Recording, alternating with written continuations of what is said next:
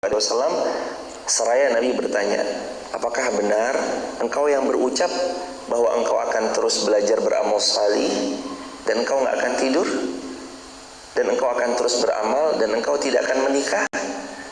Jawab dua pemuda itu, benar wahai Rasulullah. Lalu apa jawab Nabi SAW? Nabi bersabda, sesungguhnya aku yang paling bertakwa kepada Allah, aku adalah hambanya Allah dan utusannya Allah, dan aku beramal salih dan aku tidur. Dan aku beramal salih wa atazawwajun nisa, tapi aku juga menikah dengan perempuan. Jadi hadirin, meneladani Nabi SAW diantaranya juga memberi hak diri kita. Kalau kita meneladani seseorang, kita menjadikan itu sebagai figur terbaik, tokoh publik yang kita selalu bersamai beliau. Bahkan saking fansnya seorang anak kepada tokoh sepak bola, potongan rambutnya diikuti, jersey-nya dibeli, jersey-nya yang polos disablon dengan namanya. Namanya misalkan Fulan, nomor punggung 9, ditulis Fulan, nomor punggung 9. Dia pindah klub, dia nggak peduli mau klubnya apa, yang penting dia akan terus setia sama figur itu. Si figur ini pindah klub, dibeli jersey barunya. Tokoh sepak bola ini atau legend dari sepak bola ini terus kemudian pindah liga, dia nggak peduli mau liga Italia, mau liga Eropa, mau liga Arab sekalipun, kalau sudah terpaut hatinya sama tokoh tersebut, dia akan beli jersey-nya, dia ikuti kehidupannya, dia follow akunnya, dia lihat gaya rambutnya, dia lihat cara berpakaiannya, dia lihat etos kerjanya, dia teladani disiplinnya sampai sedetil itu. Kalau kita ngefans sama manusia, muncul pertanyaan, lalu apakah kita melakukan hal yang sama kepada baginda Rasulullah Muhammad sallallahu alaihi wasallam? Apakah kita melakukan hal yang sama kepada Rasulullah? Kita tiru gaya rambutnya mungkin, atau kita tiru cara beliau berbusana berpakaian, atau kita melihat bagaimana Nabi rapinya, atau kita melihat bagaimana Nabi memakai parfumnya, atau kita melihat bagaimana Rasulullah SAW punya kehidupan bersama keluarganya, atau kita melihat bagaimana Rasulullah SAW jadi seorang pedagang, atau kita lihat bagaimana Rasulullah SAW menjadi seorang guru, jadi seorang mentor, jadi seorang pebisnis, jadi seorang pengusaha, atau kita melihat Rasulullah SAW membersamai sahabat-sahabatnya. Sudahkah kita meneladani Rasulullah SAW? Karena bentuk bakti terbaik umat kepada Rasulnya, salah satunya adalah dengan meneladani Rasulullah SAW. Jadi yang pertama iman, yang kedua meneladani, yang ketiga mengajarkan lagi pada yang lain. Wa may ya'sillaha wa rasulahu, dan barang siapa yang mendurhakai Allah, mendurhakai Rasul. Durhaka lawannya berbakti. Cara baktinya sudah disebutkan 3 hal tadi: iman, meneladani, mengajarkan sama yang lain.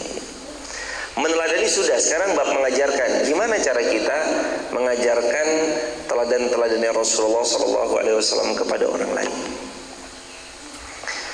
Cara yang paling ampuh, cara yang paling ampuh, bahkan dia lebih powerful daripada kata-kata, termasuk kami yang berbicara, kami yang ceramah. Apa yang paling powerful? Tindakan. Itu paling powerful hadirin. 1000 ucapan kalah sama 1 tindakan. Orang tidak melihat ucapanmu semata, tapi orang menselaraskan. Tapi orang menselaraskan dengan apa yang kita lakukan. Kalau dia melihat tindakan kita ini baik, walaupun ucapannya banyak diamnya, dia melihat tindakan baiknya dari diamnya, daripada diamnya. Kalau sebaliknya ucapannya indah, tapi dalam bab akhlaknya dia nggak seindah apa yang dia ucap, maka batallah semua ucapan-ucapan yang dia ucap.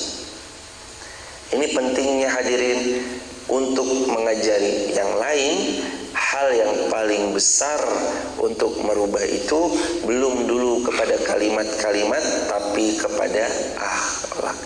Makanya Rasulullah SAW bersabda riwayat Imam Muslim, innama bu'ithtu liutammima makarimal akhlak. Sesungguhnya aku diutus ini untuk menyempurnakan kesempurnaan akhlak yang ada pada umat manusia. Nabi datang membawa akhlak. Nabi datang sebelum risalah-risalah, tentu saja sebelum risalah-risalah itu sampai kepada Rasulullah dan Nabi diangkat jadi Nabi dan Rasul, sudah lebih dulu Rasulullah SAW punya track record yang baik. Waktu jadi anak muda yang baik. Waktu berdagang, jadi pedagang yang baik. Waktu beliau bisnis, jadi bisnis yang baik. Atau berpartner dengan salah satu orangnya Bunda Khadijah, maka beliau juga termasuk cara berpartner yang baik. Itulah Rasulullah Muhammad SAW. Wa yata'adda hududahu wa yata'adda hududahu yudkhilhu naran khalidan fiha wa lahu 'adzabun muhin.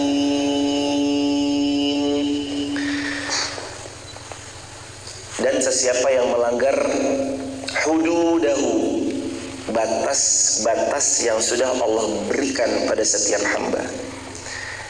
Poin yang berikutnya di ayat ini, ada batas-batas yang Allah berikan sebagai rambu-rambu dalam hidup. Jadi kalau jamaah melihat jalan-jalan itu lebih tertib di perempatan jalan, salah satunya sebab karena ada lampu merah. Jadi lebih tertib. Bayangkan kalau perempatan jalan itu nggak ada lampu merahnya. Setiap orang bebas melaju. Apa yang terjadi? Tabrakan, ruwet, macet. Tapi kalau masing-masing sesuai hak, porsi dan batasan-batasannya, lagi merah nih, stop. Yang sebelah sini udah hijau, dia jalan. Jadi sini merah, sini hijau. Semuanya tertib. Gantian, kalau sini merah, sini hijau, sini jalan. Tertib jemaah. Dibuat rambu-rambu itu oleh manusia supaya ada batasan. Kapan harus ngerem, kapan harus ngegas, kapan waktunya berhenti, kapan waktunya jalan. Allah pencipta langit, bumi dan semesta beserta isinya ini memberi rambu-rambu sama kita hadirin. Rambu-rambu ini supaya kita nanti semuanya pada ujungnya dapat kebaikan. Nggak mungkin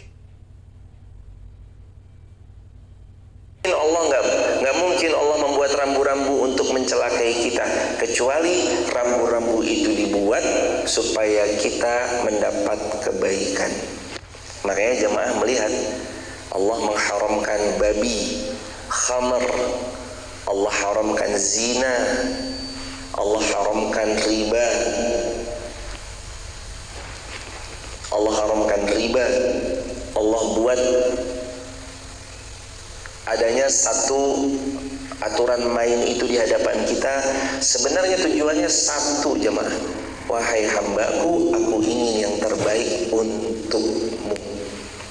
Allah mau kita dapat yang terbaik. Allah mau kita dapat yang terbaik. Allah nggak mau kita sulit. Allah nggak mau kita repot. Allah nggak mau kita nanti nelangsa pada akhirnya.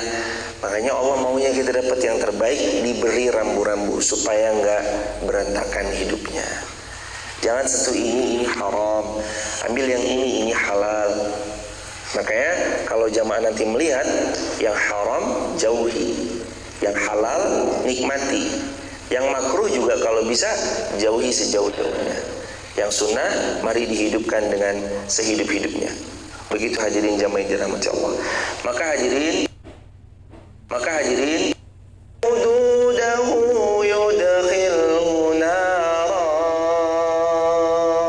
kalau sampai kamu melanggar rambu-rambu yang sudah Allah beri, kalian melanggar batasan-batasan yang sudah Allah punyai, yudkhilhu nar.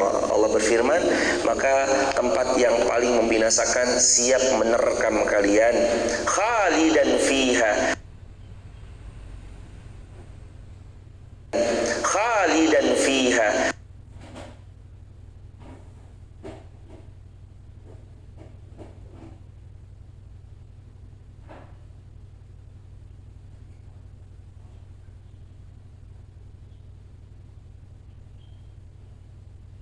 Dan celaka, yakni api neraka, siap menerkam kalian, siap menghabiskan diri kalian. Gak cukup sampai situ, bahkan Allah melanjutkan firman-Nya, khalidan fiha. Apa arti khalidan fiha? Kekal di dalamnya selama-lamanya. Hidup di dunia kekal apa sementara? Sementara.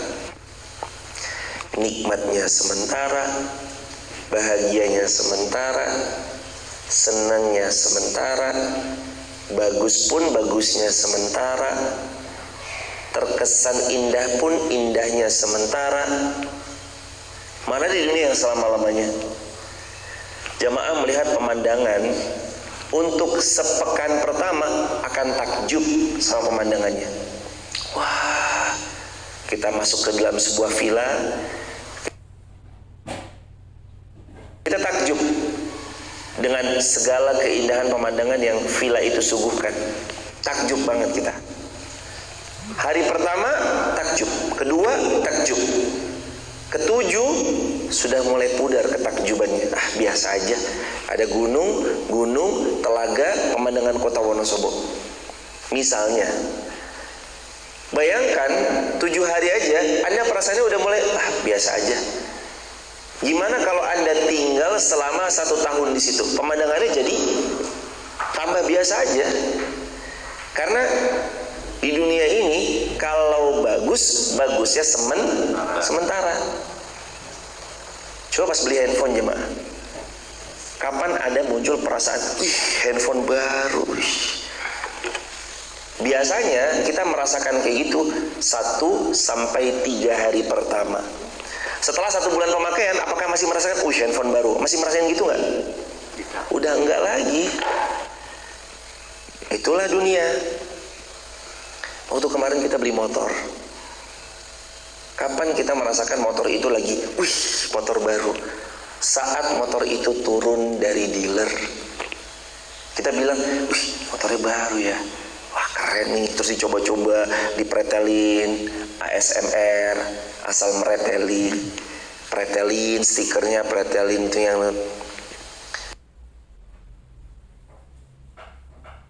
diisi bensinnya, terus dibawa jalan-jalan, kilometer 0. Setelah sebulan, apakah masih merasakan motor itu rasanya baru? Enggak. Mobil sama demikian, rumah pun sama. Kapan kita ngerasain, rumahnya bagus banget ya? Kali pertama sampai 3 hari saat kita menggenggam sertifikat rumah sudah atas nama kita, disebut dalam sebuah kertas tersebut namanya Fulan bin Fulan, 100 meter misalnya.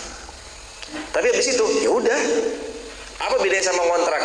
Setelah punya rumah ternyata sama aja ya, nggak ada bedanya sama kontrak. Cuman bedanya kontrak harus mikirin biaya per tahun, kalau sudah punya rumah sendiri udah nggak mikirin lagi biaya itu, tapi tetap mikirin maintenance.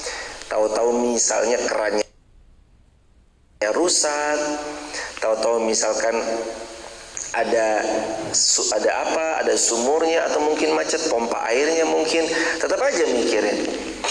Itulah dunia. Kalau dunia sementara aja, yang sementara sudah membuat kita bahagia, apalagi surga jemaah. khalidina fiha abada. Kamu masuk ke dalam surga kekal selamanya. Kalau dunia saja yang sementara sudah membuat kita begitu bahagianya, apalagi surga.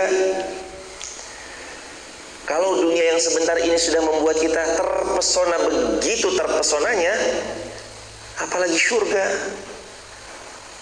Mafhum mukhalafahnya, kalau kita sakit di dunia, enak atau enggak hadirin? Enggak enak. Hadirin 40 tahun sehat, umur 41 misalnya sakit, hilang semua rasa sehat selama 40 tahun. Tolong dong. Mengerang kesakitan.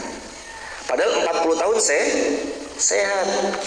Umur 41 sakit, hilang semua kesehatan yang pernah kita rasakan. Di dunia itu sakit gak enak jemaah. Padahal sakitnya juga sementara. Apalagi di neraka, na'udzubillah. Tempat itu kalau sudah masuk khalidan fiha, Allah berfirman kekal selamanya di dalamnya. Sedih akan berkepanjangan, binasa yang berkepanjangan dan selama-lamanya. Makanya Rasulullah SAW pernah menceritakan cerita Rasulullah dalam hadis Muslim itu begini hadirin. Allah mengambil dua orang. Satu yang paling nelangsa dan sengsara hidupnya semasa di dunia dari semua makhluk yang pernah hidup di atas muka bumi. Siapa yang paling nelangsa? Nabi cerita, Allah datangkan ia. Si dia ini hidupnya yang paling sengsara, paling nelangsa, paling fakir, sefakir-fakirnya. Dari Nabi Adam sampai umat akhir zaman nanti di hari kiamat. Ini satu-satunya orang yang paling nelangsa. Lalu Allah ambil ia, Allah celupkan dia satu celupan ke dalam surga. Dicelupkan, lalu diangkat. Allah pun bertanya kepada hamba ini, wahai hambaku, setelah kamu merasakan kesengsaraan, nelangsa, kemiskinan, bahkan fakir yang luar biasa, di antara semua hamba-hambaku yang lain yang pernah hidup dari Adam sampai Nabi Muhammad, dari Adam sampai nanti umat akhir zaman, setelah kamu masuk surga walau sesaat, apakah kamu pernah merasakan nelangsa selama hidupmu? Apa jawab laki-laki ini? Tidak ya Allah, la. Padahal baru berapa kali celup? Satu celupan masuk ke dalam surga. Hilang semua sedihnya, sengsaranya, nelangsanya, miskinnya, hilang semua. Lalu kata Nabi Muhammad SAW, didatangkan orang yang kedua. Orang yang kedua ini adalah mereka yang paling bahagia hidupnya di dunia. Adalah mereka yang paling sering dimuliakan hidup di dunia. Dan mereka adalah orang yang paling banyak uangnya semasa hidup di dunia. Tapi dia mati dalam keadaan kufur, gak beriman kepada Allah sama Rasulnya. Lalu diambil jamaah laki-laki ini, dicelupkan satu celupan ke dalam api neraka, diangkat. Lalu Allah bertanya sama laki-laki ini, wahai hambaku, apakah kamu dulunya pernah jadi orang kaya, orang yang terkenal, orang yang banyak harta, orang yang paling berpengaruh, orang yang paling berkuasa? Setelah satu celupan engkau masuk ke dalam neraka, pernah kamu merasakan kenikmatan semua itu? Apa jawab laki-laki ini? La, tidak ya Allah. Gak ada kenikmatan ya Allah, hamba jadi orang yang paling nelangsa. Padahal dulunya di dunia dia orang yang paling bahagia, paling kaya. Dari hadis Nabi SAW ini jemaah, kita dapat ibrah, dapat hikmah. Ternyata jemaah, kebahagiaan akhirat saat kita memasukinya membuat semua kesedihan, kesengsaraan yang kita pernah rasakan di dunia sirna, hilang. Sirna, hilang. Dan sebaliknya, mau sekaya apapun, mau sehebat apapun, mau seberkuasa apapun, kalau nanti tempat berakhirnya adalah nari jahan atau naru jahannam, khalidina fiha abada, gak akan pernah ada kebaikan yang pernah kita rasakan kalau kita akhir tempatnya adalah kesana. Na'udzubillah summa na'udzubillahi min dzalik. Semoga kita masuk ke dalam syurga. Allahumma inna nas'alukal jannah, Allahumma inna nas'alukal jannah, Allahumma inna nas'alukal jannah. Dan waktu-waktu itu kian dekat. Fisik yang kemarin kuat sekarang melemah. Tangan yang kemarin kekar sekarang mulai keriput. Disertai wajah yang kemarin tampan, kini pun sudah terwariskan ketampanannya kepada anak atau cucu kita. Sekarang wajah-wajah kita sudah wajah-wajah penuh kerutan. Rambut yang semula menghitam kini kian memutih. Perlahan jamaah melihat janggut jamaah putih. Rambut di atas kepala perlahan yang sebelumnya hitam menjadi putih. Kumis-kumis pun yang tadinya hitam tiba-tiba memutih. Tanpa sadar kita melewati hari demi hari, tahun demi tahun, dan menualah kita. Semakin tua bukan semakin dekat dengan dunia. Walaupun kita sudah memilikinya, punya kediaman, punya rumah, punya kendaraan, dan segala macam aksesoris dunia. Tapi makin tua kita bukan makin dekat sebenarnya, melainkan makin tua kita makin dekat dengan meninggalkan dunia. Makin dekat dengan liang lahat, makin dekat dengan kain kafan. Semakin tua, semakin dekat dengan kematian. Coba lihat ayat ini. Wa yata'adda hududahu, dan barang siapa yang melanggar batas-batasnya Allah. Allah kasih batasan, jangan dilanggar. Semampu kita, kalau bisa jangan diterabas, jangan dilanggar. Ini haram ya, jangan disentuh yang haram.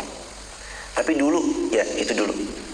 Tapi dulu saya pernah durhaka, dulu saya pernah begini, dulu saya pernah begitu. Itu dulu.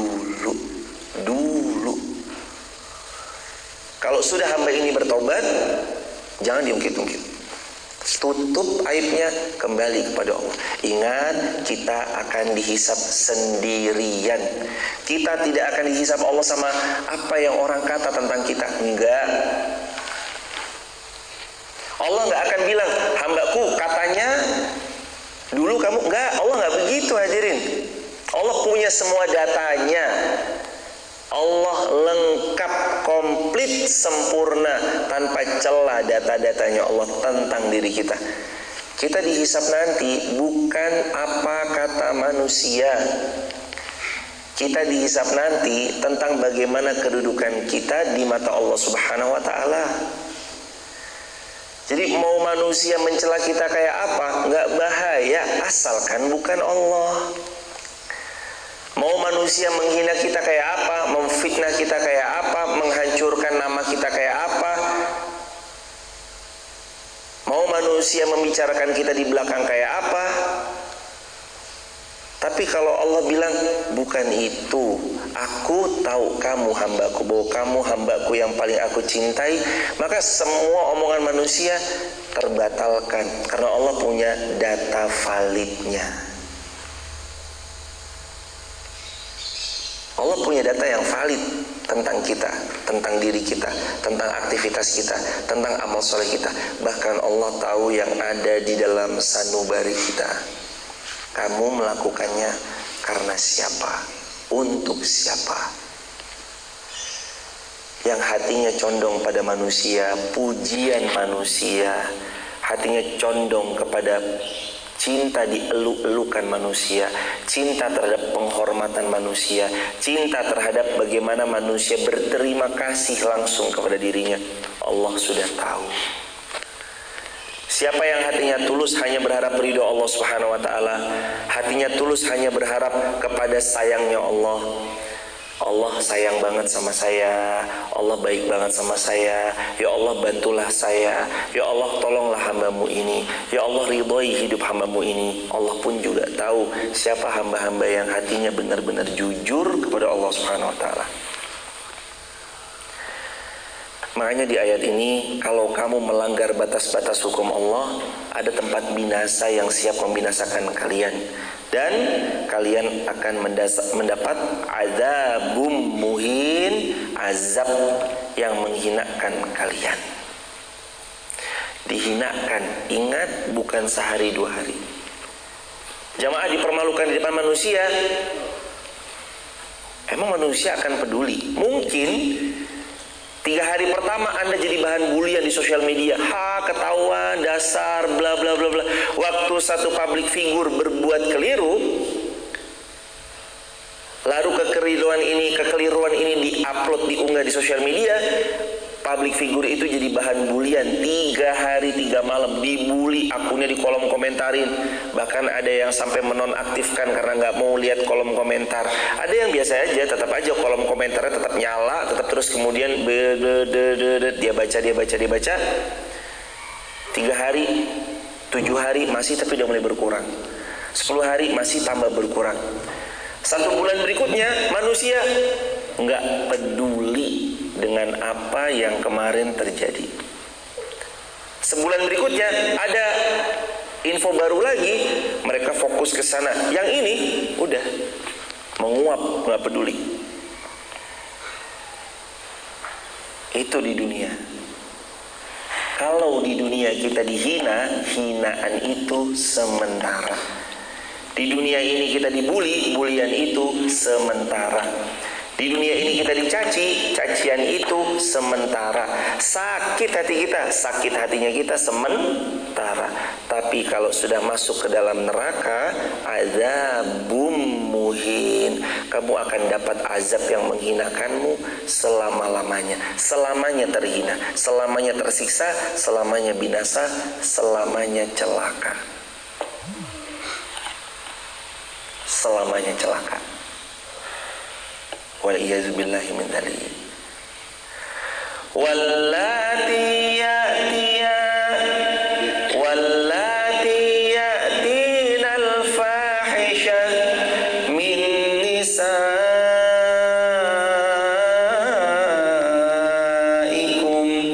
fastashhidu 'alaihinna arba'atan minkum.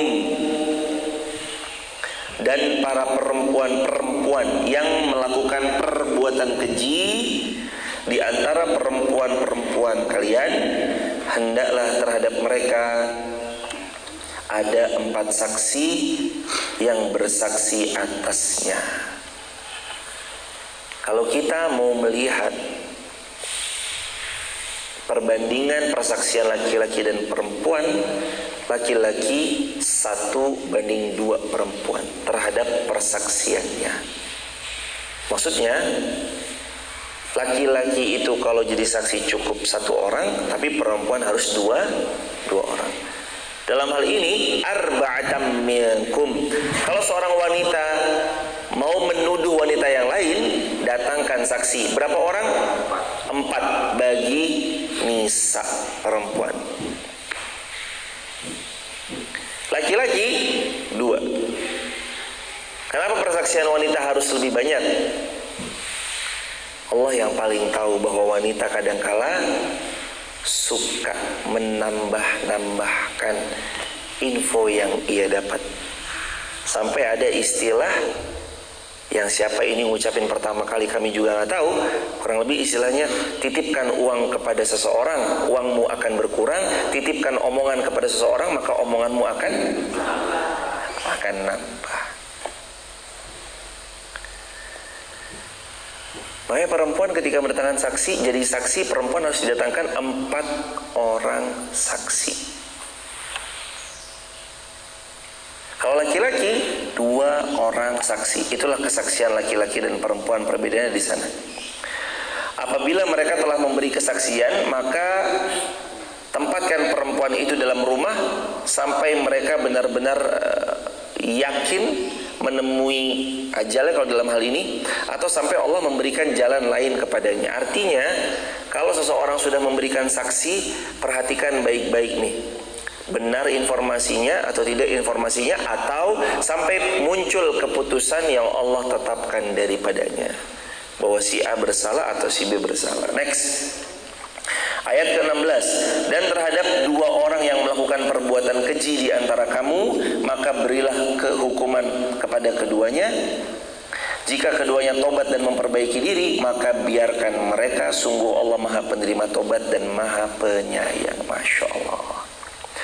Walladzani ya'tiyaniha minkum fa'adhuhuma fa in taba wa aslaha fa'aridu anhuma.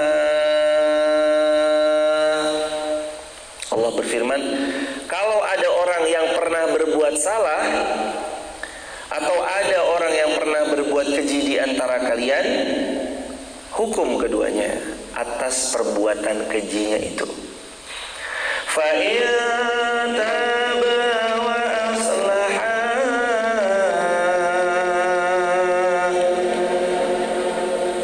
tapi kalau mereka bertaubat, wa aslaha, lalu mereka memperbaiki diri mereka, fa'aridu anhuma,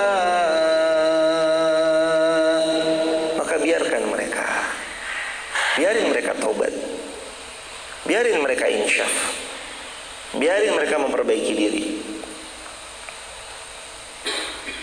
Ada dua syaratnya, fa'in taba wa aslaha, asalkan mereka taubat lalu kemudian memperbaiki dirinya.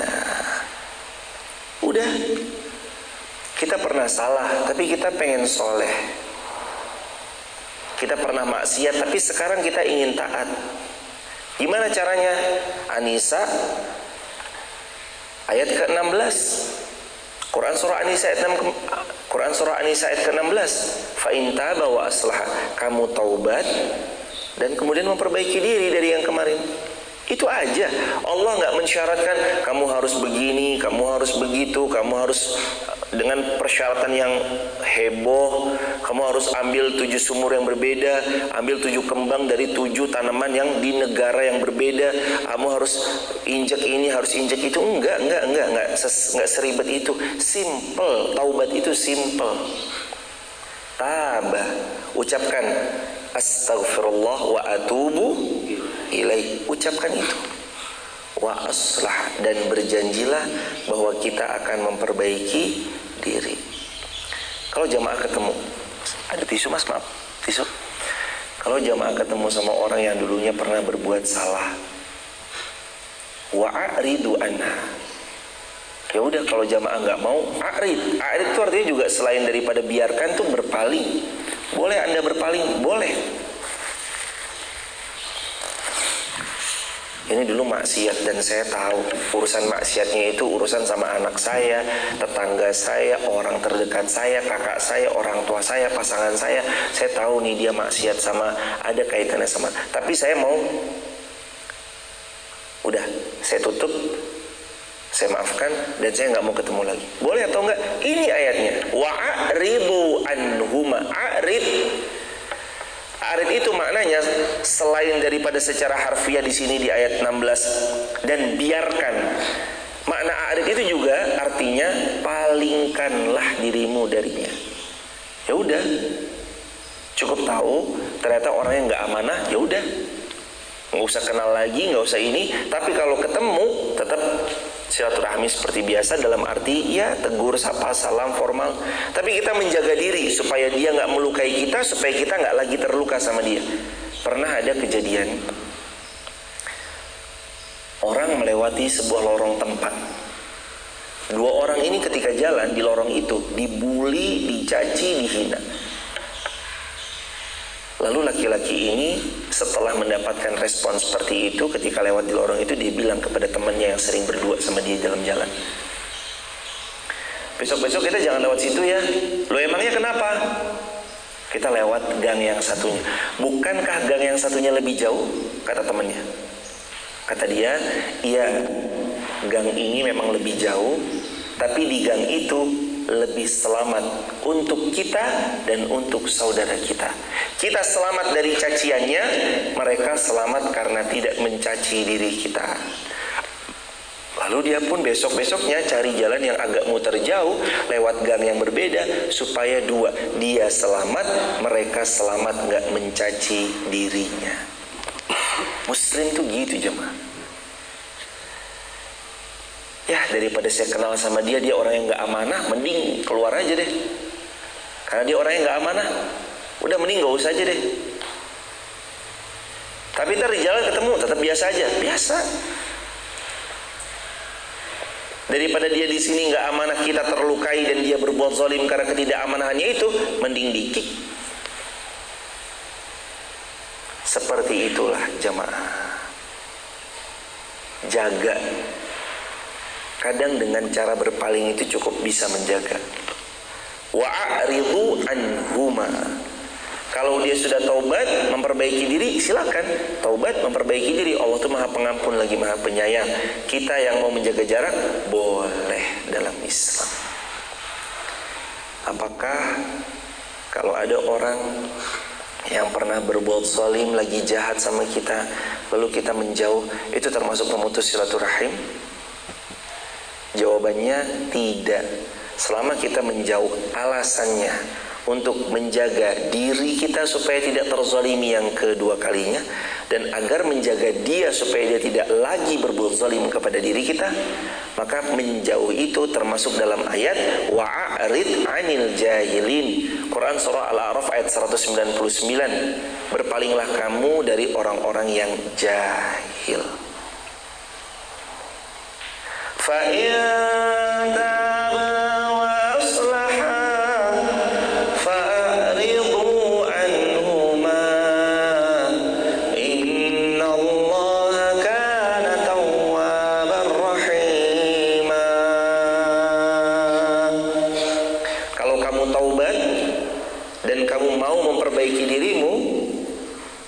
maka biarkan ia berproses untuk pulang sebaik-baiknya keadaan kepada Allah Subhanahu wa taala.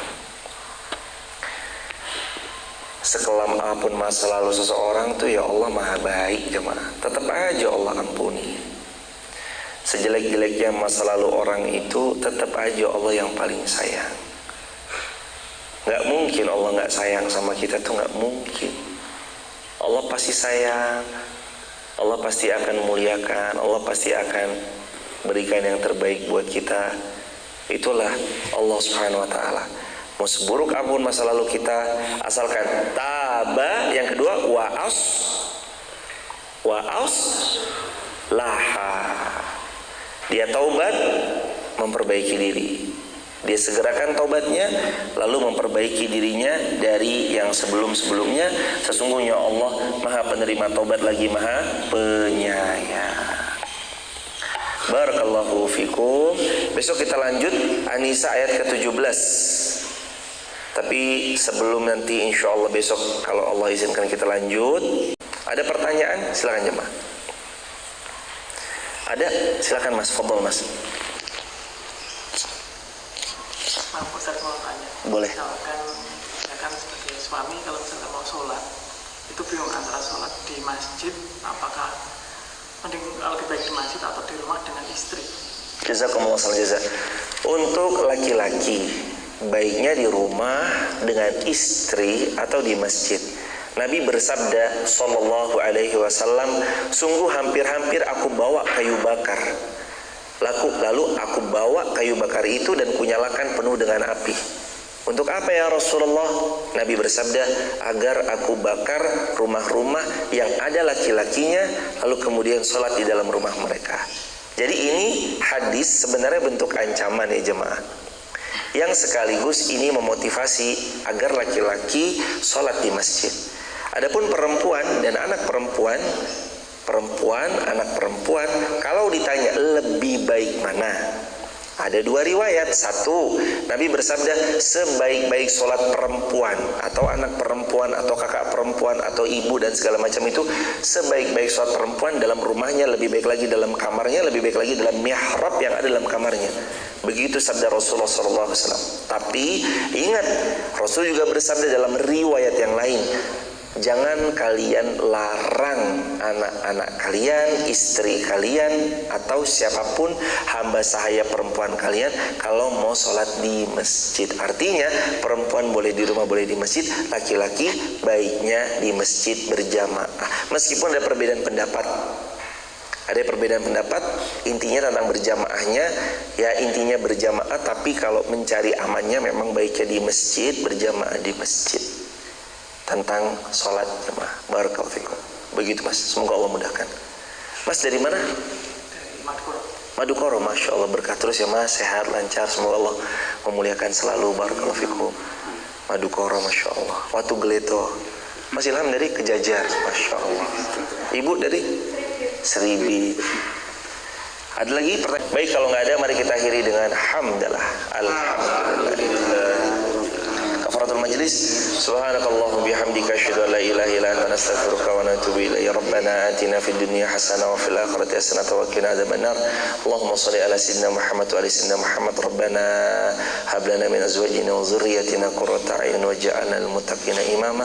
Rabbana zalamna anfusana wa illam taghfir lana wa tarhamna lanakunanna minal khasirin. Rabbana atina min ladunka rahmah wa hayyi lana min amrina rasyada wa min kulli dhikin makhraja wa min kulli usrin yusra. Rabbana ighfir lana dhunubana wa kaffir 'anna sayyi'atina wa tawaffana ma'al abrar.